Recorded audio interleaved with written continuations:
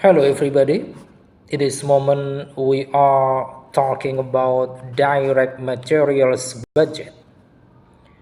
The direct materials budget calculates the materials that must be purchased by time period in order to fulfill the requirements of the production budget.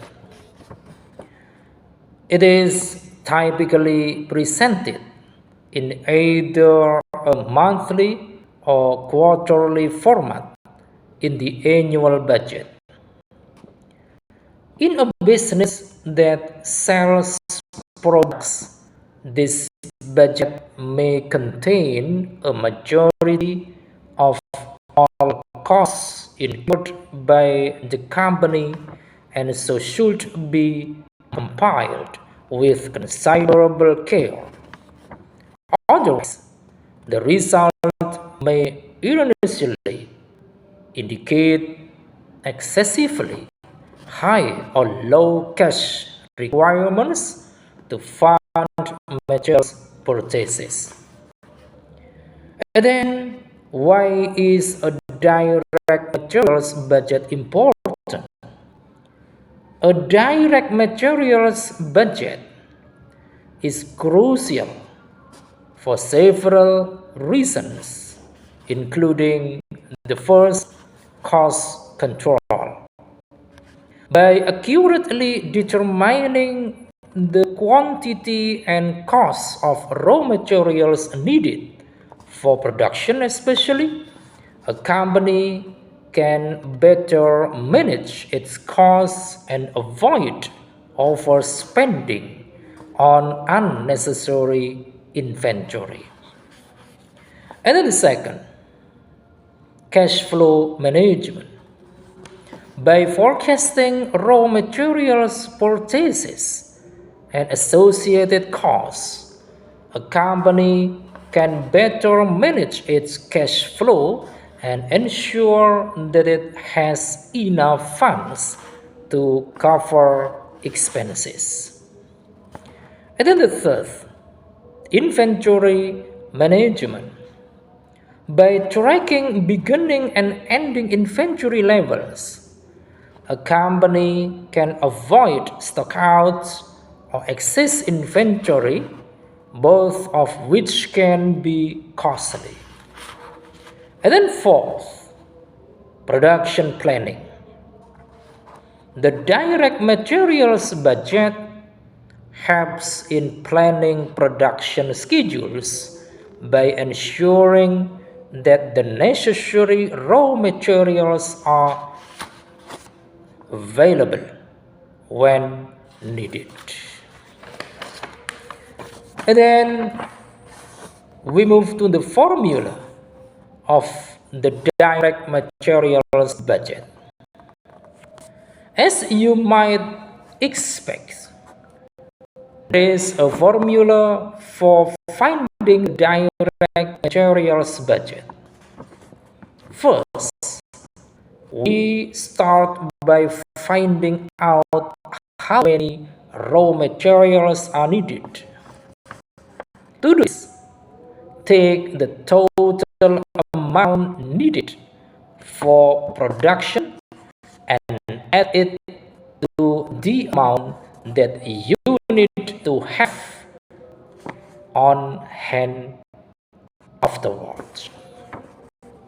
You'll want to have some extra raw materials on hand to deal with any situations as they emerge. From that number, subtract the amount of raw materials that you currently have on hand. That tells you how much you need to purchase. You would then repeat this for every of the raw materials that your company needs and multiply them by the respective unit cost of the raw materials to find out what your direct materials cost would be. As you can imagine, this can be maddening to do exactly. So many companies offer their best estimations. And then we move to the best practices for the direct materials budget.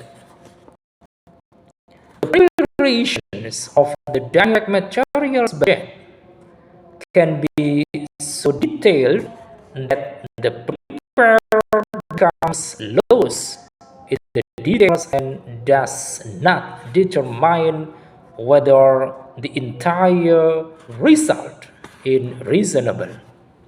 Accordingly, be sure to review the completed budget based on historical percentage use.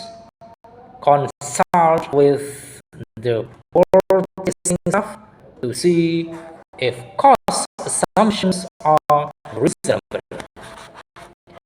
Product levels are quite short and margins vary substantially by product. This budget may become highly inaccurate if the forecast period is for a full year. In this case, it may make more sense to budget over a shorter period. It is not customary to include a cash requirements calculation as part of the direct materials budget. Instead, the cash requirements are calculated for all of the revenues and expenditures of a business as a whole and are then summarized on a separate page of the. Then we move to the direct materials budget and variance analysis. Direct materials variances refer to the differences between the actual cost and usage of materials and the calculated amounts.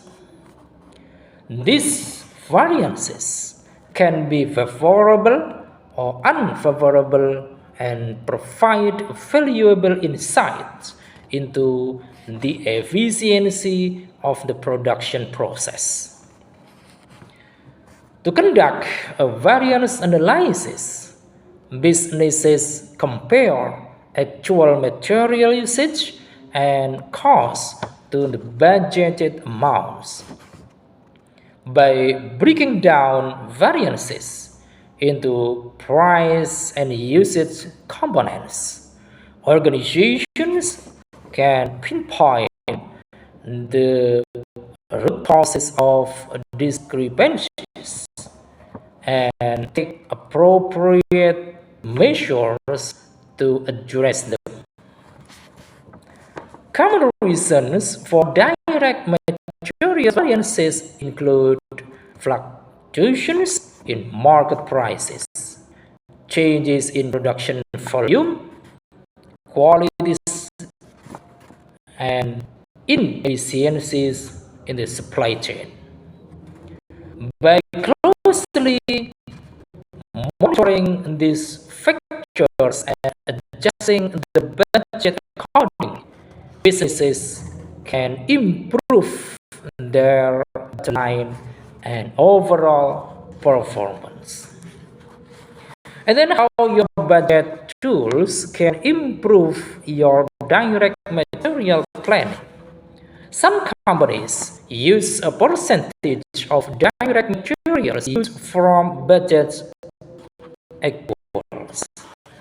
They simply cite the direct material budget process by assuming a constant ratio of material costs to product revenue. In reality, most companies experience a fluctuation in which products sell and when. Understanding these changes requires looking back over a longer period of time and tying that data to business activities and goals going forward. I think it is enough for this session. Thanks for watching, and don't forget to give this channel your like, comment, subscribe, and share. Thank you.